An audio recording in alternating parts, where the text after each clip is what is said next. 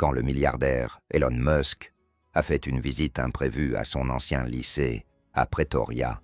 Il s'attendait à retrouver des souvenirs.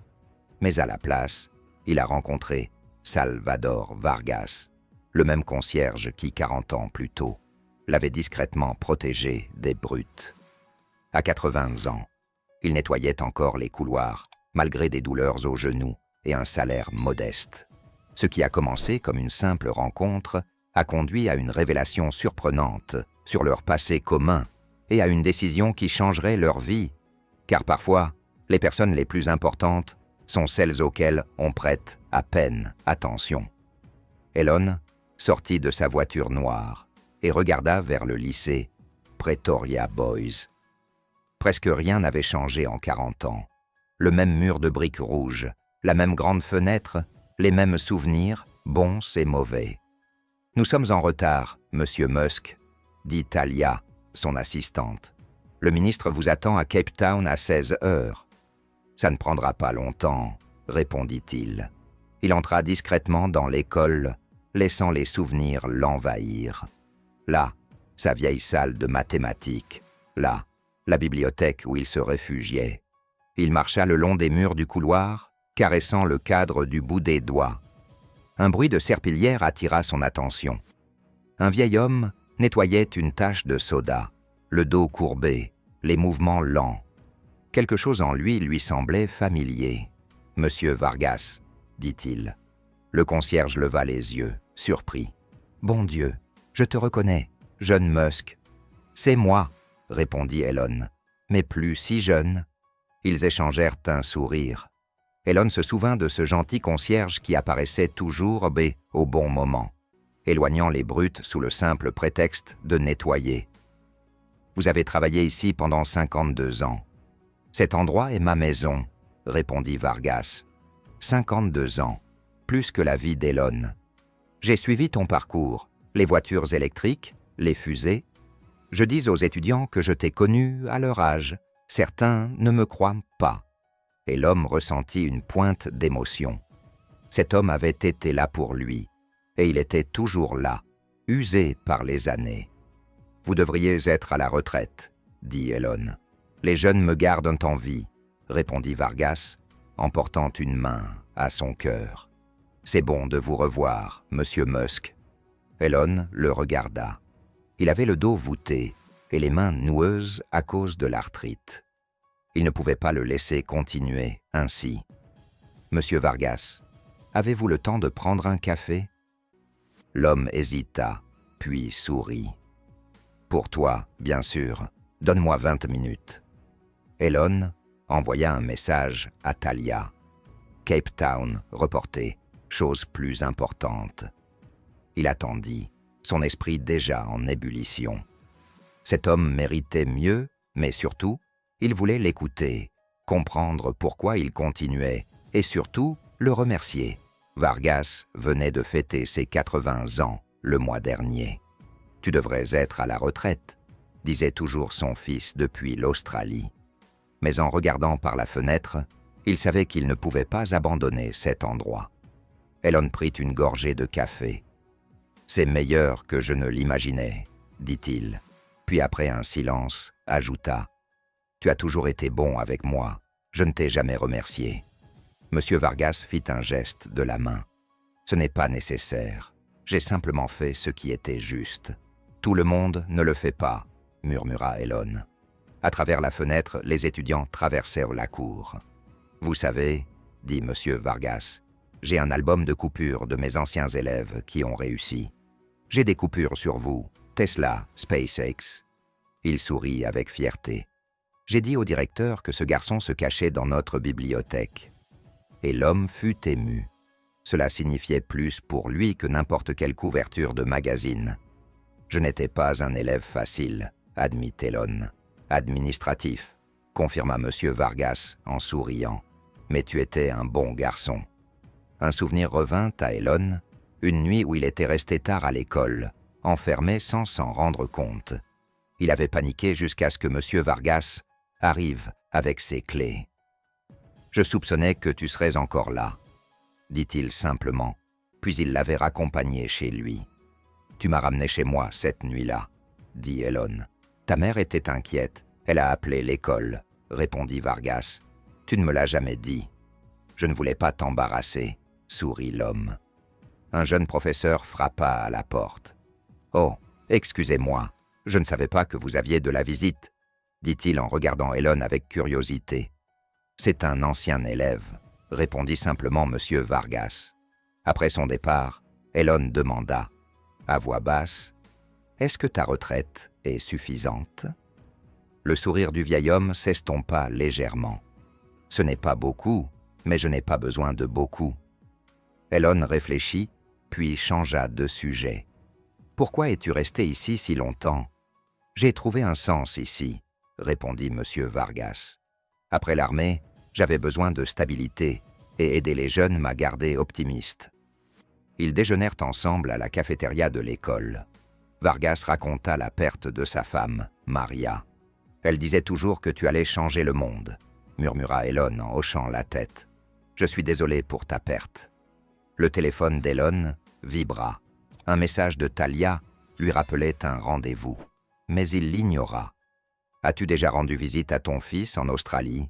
demanda-t-il. « Non, les billets sont chers, mais nous nous appelons tous les dimanches. » Un groupe d'étudiants passa près d'eux, en murmurant en regardant Elon. « Ils te reconnaissent, » dit Vargas en souriant. « Les gens pensent me connaître, mais ce n'est pas le cas. » Elon posa ses couverts.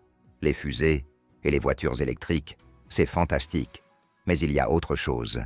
S'assurer que les bonnes personnes soient bien traitées. Je ne t'ai pas montré ma collection de tasses pour te demander quoi que ce soit, dit Vargas, gêné. Je sais, répondit Elon. Après le déjeuner, Elon demanda. Puis-je voir ton bureau, ton album? Vargas parut surpris, puis acquiesça joyeusement. Bien sûr, c'est juste une petite pièce près de la chaufferie. En sortant de la cafétéria, Elon envoya un message à Talia. Annule tous mes rendez-vous, je reste ici. Puis il rejoignit Vargas, qui marchait lentement dans le couloir, saluant les étudiants avec son sourire bienveillant. Il avait trouvé une nouvelle mission ici. Quelque chose d'important s'était passé au-delà du programme scolaire prévu. Une histoire méritait d'être reconnue. « C'est juste là, » dit M. Vargas, en désignant un couloir étroit. « Peu de gens passent par là. » Elon le suivit, laissant derrière lui le bruit des casiers qui se fermaient et des étudiants qui bavardaient. Le couloir menait à une porte en métal marquée « Entretien ». M. Vargas sortit un trousseau de clés. « Faites attention en marchant, » avertit-il. La petite pièce, chaleureuse, sentait les produits de nettoyage et les vieux livres. Un bureau usé et une chaise rafistolée occupaient un coin. Sur un mur, 2 photos, une femme souriante et un jeune M. Vargas en uniforme militaire. « C'est mon royaume, 20 mètres carrés pour moi tout seul, » dit-il en riant. Il désigna une théière. « Du thé ? Non, merci, » répondit Elon en observant la pièce. M. Vargas prit un vieux livre de contes relié en cuir. « C'est ce que je voulais te montrer. Ouvre-le. » Les pages jaunies étaient remplies d'écritures nettes, de dates, de petites histoires et d'articles de journaux collés. « Mes élèves, » expliqua M. Vargas, « ceux qui avaient besoin d'un peu d'aide. » Elon lut quelques passages. Chaque note racontait un geste de bonté, un livre laissé discrètement, un mot réconfortant, une présence apaisante. Puis il trouva une entrée de son époque. 12 juin 1988, un garçon grand et maigre, passionné par la science. On lui a encore volé son sac, retrouvé dans une poubelle, nettoyé et rendu. Il travaille dur sur ses projets. Son esprit est brillant, mais incompris.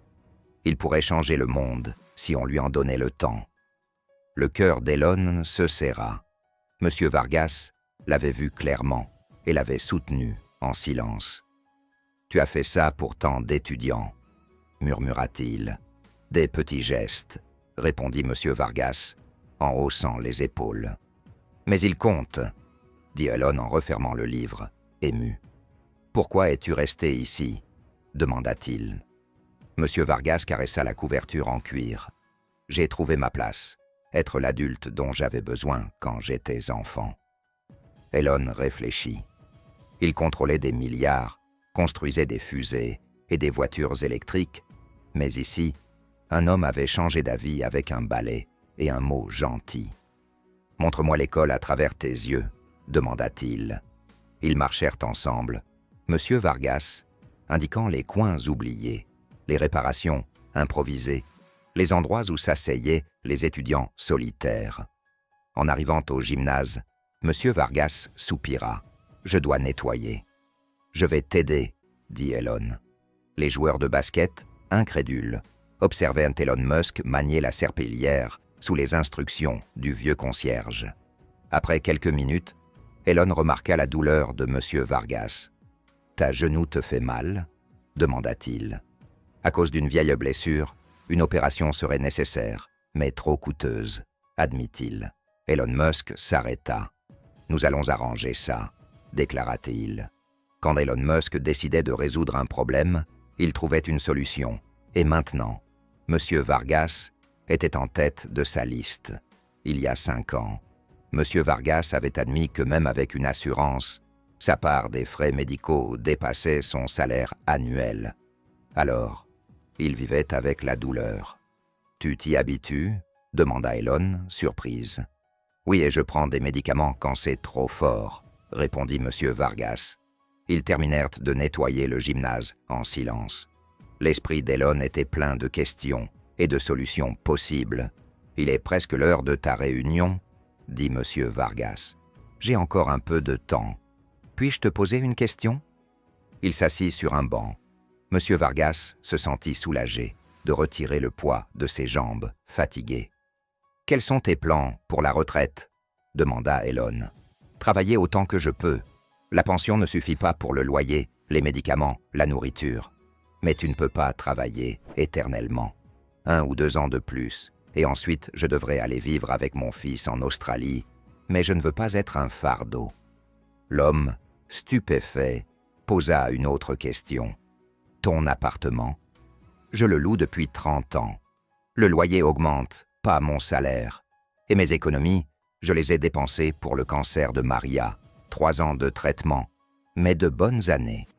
Ensuite, j'ai aidé mon fils à payer les appareils dentaires de mon petit-fils. La vie est chère. » Elon réfléchit, puis demanda. « Si tu pouvais faire autre chose ici, que choisirais-tu ? J'enseignerais aux enfants des compétences pratiques. Réparer, bricoler, résoudre des problèmes concrets. Beaucoup de gens savent résoudre des équations, mais pas comment changer une ampoule. » Elon sourit, regarda l'heure et se leva. « Merci pour tout, Monsieur Vargas. »« Revenez quand vous voulez, » répondit Monsieur Vargas. Dans la voiture, Elon, plongé dans ses pensées, passa plusieurs appels. Il demanda des informations sur les salaires du personnel scolaire, les pensions et le coût des opérations du genou. Puis il contacta son avocat. « Je veux créer une fondation pour soutenir le personnel scolaire négligé, concierge, employé de cantine, chauffeur de bus. Budget initial, 50 millions. » Ensuite, il parle avec son équipe éducative. « Nous devons ajouter un module de compétences pratiques à nos programmes, enseigner la technologie numérique, mais aussi l'artisanat et la réparation, et créer un poste de mentor, une personne expérimentée pour guider les étudiants. » Dans son avion en direction de Cape Town, Elon nota ses idées sur un papier. Cette aide devait être plus qu'un simple don. Elle devait donner à M. Vargas un rôle, une dignité. Il consulta son carnet, prit une profonde inspiration et commença à y esquisser un plan. Quand le soleil se leva sur Cape Town, l'homme savait exactement quoi faire. Dans 3 semaines, il reviendrait à l'école Peterby, mais cette fois, il ne viendrait pas seulement avec des souvenirs ou des questions, il apporterait une solution. Ces 3 semaines passèrent dans un tourbillon de réunions, d'appels et de documents légaux. Elon travailla avec son intensité habituelle, peaufinant chaque détail de son projet. Quand le jour arriva, il revint accompagné de Talia, d'une avocate et de 2 membres de son initiative éducative. Il avait également demandé à rencontrer le directeur, sans préciser le motif exact. « Rien ne se passe tant que je n'ai pas parlé avec M. Vargas », rappela-t-il à son équipe. À leur arrivée, les étudiants terminaient leur journée. Certains le reconnurent, sourirent et chuchotèrent avec enthousiasme. Mais il continua jusqu'au gymnase où il trouva M. Vargas en train de nettoyer après un match de volley-ball. « Tu es revenu ?» dit le vieil homme, surpris et ému. « Je l'avais promis », répondit Elon, avant de lui demander de lui montrer les endroits de l'école qui avaient le plus besoin d'attention. Pendant 1 heure, M. Vargas guida Elon à travers le bâtiment, lui montrant les toits qui fuyaient, le câblage obsolète, le chauffage inefficace et l'équipement usé. Il expliqua comment il réparait les choses avec les moyens du bord, improvisant des solutions par manque de budget. Ils arrivèrent finalement à l'atelier de menuiserie, un espace bien entretenu. Travailler avec les mains est bon pour l'âme, confia M. Vargas. Elon écouta attentivement avant de poser une question. Si tu pouvais changer une chose ici, ce serait quoi? M. Vargas réfléchit, puis répondit. J'aimerais que tous les étudiants apprennent des compétences pratiques. À quoi servent les théories si nous ne savons pas comment les appliquer? Et je rendrai l'école plus adaptée à tous. Elon nota ces paroles, puis l'invita à une réunion avec le directeur. Hésitant au début, M. Vargas accepta. Dans le bureau du directeur, Elon prit la parole. « Je suis ici aujourd'hui pour honorer un homme exceptionnel. M. Vargas n'est pas seulement le concierge de cette école, il en a été le pilier pendant plus de 50 ans. » Puis, il annonça « Je crée la Fondation Vargas avec un fonds initial de 50 millions de dollars. » Silence dans la salle. M. Vargas resta sans voix. « La Fondation aura plusieurs missions, » continua Elon. « Premièrement, elle reconnaîtra et soutiendra les héros anonymes de l'éducation. Concierges, employés de cantine, chauffeurs de bus, qui font fonctionner nos écoles. Deuxièmement, elle financera une rénovation complète de l'école secondaire Power B, en commençant par tous les problèmes identifiés aujourd'hui. » Le directeur, stupéfait, regarda les documents. « C'est incroyablement généreux, Monsieur Musk. » Monsieur Vargas, encore submergé par l'émotion, murmura. « Je ne sais pas quoi dire. »« Tu n'as rien à dire, » répondit Elon avec un sourire. « C'est toi qui as tout fait. » Elon se tourna vers M. Vargas et annonça « La Fondation créera un nouveau poste dans cette école et par la suite dans d'autres en Afrique du Sud.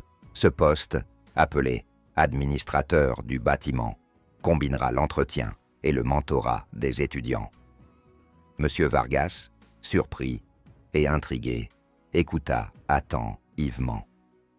Ce poste impliquera d'enseigner aux étudiants des compétences pratiques, utiliser des outils, réparer, résoudre des problèmes du monde réel. Vous travaillerez aux côtés des enseignants, mais avec un apprentissage basé sur la pratique. Elon sourit. « Et je veux que vous soyez le premier à occuper ce poste. »« Moi » murmura l'homme, hésitant. « Mais mes genoux ?» Le poste inclut une couverture médicale complète, y compris l'opération nécessaire. De plus, le salaire sera 3 fois supérieur à l'actuel. Les larmes aux yeux, M. Vargas balbutia. « Je ne sais pas quoi dire. »« Acceptez, réfléchissez-y, » répondit Elon. « Vous pourrez vous concentrer sur le mentorat plutôt que sur le travail physique, choisir vos heures, et votre retraite sera calculée sur ce nouveau salaire. » Le directeur intervint. « C'est une opportunité incroyable pour vous et pour l'école. » M. Vargas, ému, demanda. « Pourquoi faites-vous cela pour moi ? » « Parce qu'il y a 52 ans, vous veniez ici tous les jours avec votre seau et votre balai, prêtant attention aux personnes invisibles, » expliqua Elon. « Vous m'avez vu quand j'avais besoin d'être vu. » Talia, collaboratrice d'Elon, ajouta. « La Fondation financera également la visite de votre fils et de vos petits-enfants depuis l'Australie, ainsi que vos futurs voyages pour les voir. » Submergé par l'émotion, M. Vargas accepta, mais posa une condition. « Je veux continuer à nettoyer mon couloir préféré. » Elon éclata de rire. « D'accord, mais seulement après ton opération. » Plus tard, Vargas montra à Elon un vieux dossier qu'il avait soigneusement conservé. Des plans et des calculs qu'Elon, adolescent, avait jetés à la poubelle en 1989. « Je ne comprenais pas tout, mais je savais que c'était important, » avoua l'ex-concierge. Elon, stupéfait, reconnut ses premières idées sur les batteries électriques, des concepts qui s'étaient concrétisés bien plus tard chez Tesla. « Tu croyais en mes idées avant même que moi, » dit-il avec émotion. 2 mois plus tard, après une opération réussie, M. Vargas put marcher sans douleur. À l'école, on parlait du retour de leur concierge avec un nouveau titre, administrateur du bâtiment. Pour la première fois, M. Vargas se sentit pleinement reconnu. Les étudiants et le personnel entrèrent dans l'auditorium de l'école, chuchotant avec enthousiasme. Une scène avait été installée à l'avant, avec des chaises réservées pour les invités importants. Dehors, il y avait une cohue de camions de presse. Le directeur se tint au podium et demanda le silence. « Aujourd'hui est un jour historique pour Pretoria Boys School, » annonça-t-il. « Nous avons l'honneur d'accueillir un ancien élève distingué, M. Elon Musk, qui a une annonce importante à faire. » Elon monta sur scène sous un tonnerre d'applaudissements. Il portait un simple costume sombre et affichait une expression plus sérieuse que d'habitude lors de ses apparitions publiques. Après avoir serré la main du directeur, il s'avança vers le micro. « Bonjour, comment allez-vous? Beaucoup d'entre vous me connaissent comme le PDG de Tesla et SpaceX. Certains savent que j'ai été étudiant ici, comme vous. » Il fit une pause, examinant la mère de visage jeune. « Mais aujourd'hui, je suis ici pour parler de quelqu'un de bien plus important pour cette école que moi. » Il désigna le côté de la scène où attendait M. Vargas. « Permettez-moi de vous présenter M. Salvador Vargas. » M. Vargas monta sur scène, non pas avec son attitude hésitante habituelle, mais avec une nouvelle confiance. Il portait un costume gris impeccable au lieu de son uniforme de concierge. Les étudiants étaient perplexes. Certains le reconnaissaient, mais beaucoup ne le connaissaient pas. « Pendant 52 ans, » continua Elon, « M. Vargas a été le cœur et l'âme de cette école. En tant que concierge principal, il a gardé ce bâtiment propre et fonctionnel, mais il a fait bien plus que cela. Il a protégé les étudiants qui étaient intimidés, encouragé ceux qui avaient des difficultés, réparé ce qui était cassé, que ce soit des objets ou parfois des personnes. » M. Vargas regarda modestement vers le bas pendant qu'Elon parlait. « Aujourd'hui, j'ai l'honneur d'annoncer la création de la Fondation Vargas avec un fonds de 50 millions de dollars. » Un murmure d'étonnement parcourut l'auditorium et des éclairs crépitèrent. Cette fondation soutiendra les héros anonymes de l'éducation comme M. Vargas, les concierges, les employés de cantine et tout le personnel de soutien qui font fonctionner les écoles sans jamais recevoir la reconnaissance qu'ils méritent. Ensuite, Elon expliqua la mission de la fondation, financer de meilleurs salaires, des formations et une meilleure reconnaissance pour ses travailleurs en Afrique du Sud, puis dans le monde entier. Ici, à Pretoria Boys, nous commençons par une rénovation complète du bâtiment des sciences, qui sera rebaptisé Centre d'innovation Vargas. Des exclamations de surprise et des applaudissements résonnèrent dans la salle. Ce centre comprendra des laboratoires modernes, des ateliers et des espaces spécialement conçus pour l'apprentissage pratique. Les yeux de M. Vargas s'ouvrirent de surprise. Cette partie du projet lui avait été tenue secrète. Et pour diriger ce nouveau centre, continua Elon, nous aurons le premier concierge du bâtiment de l'école, M. Salvador Vargas, lui-même, qui enseignera aux étudiants des compétences pratiques et la résolution de problèmes en s'appuyant sur son expérience de toute une vie. Cette fois, les applaudissements furent assourdissants. Monsieur Vargas semblait submergé par l'émotion. Ses yeux brillaient de larmes. Elon lui fit signe de le rejoindre au micro. L'homme avança prudemment. « Je ne suis pas très bon pour faire des discours », dit Monsieur Vargas, d'une voix légèrement tremblante. « J'ai passé ma vie dans l'ombre à faire mon travail, mais cette école a été ma maison pendant 52 ans. Les étudiants ont été ma famille. » Il regarda l'audience avec sincérité. « J'ai vu des milliers de jeunes grandir dans ces couloirs. J'ai vu leur lutte, leur triomphe. Et s'il y a une chose que j'ai apprise, c'est que tout le monde a de la valeur. Tout le monde mérite d'être vu. » Un profond silence s'empara de l'auditorium. Même les adolescents les plus agités semblaient émus. « Merci, Monsieur Musk, de m'avoir accueilli, » conclut Monsieur Vargas. « Et merci à vous tous de m'avoir permis de faire partie de vos vies. » L'ovation dure presque 5 minutes.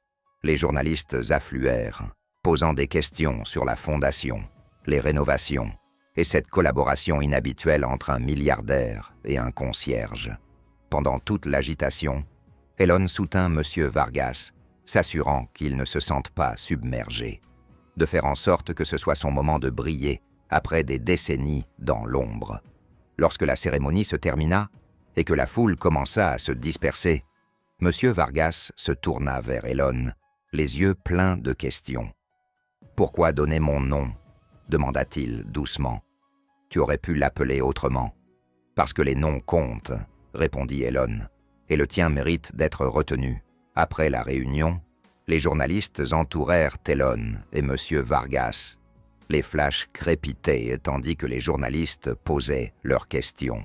« Monsieur Musk, pourquoi vous concentrez-vous sur les concierges et le personnel de cantine plutôt que sur les enseignants? Monsieur Vargas, comment vous sentez-vous d'avoir un bâtiment à votre nom? Est-ce un coup de pub pour Tesla? » Elon leva les mains pour demander le silence.